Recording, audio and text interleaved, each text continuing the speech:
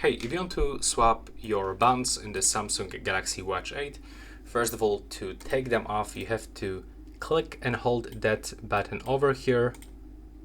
So in my case, I'm gonna use my fingernail. When you press it, you will have to pull it like so. If you cannot do this, make sure that you press it like really hard. Now we can release. And to put it back, we have to actually do the same.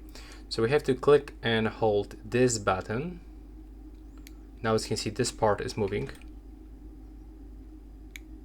This part, yeah. So it allows us to finally put it just over here. Just like this. Now the second one, click and hold the silver button and put it just over here. And that's basically it. Thanks for watching. Please hit the like button.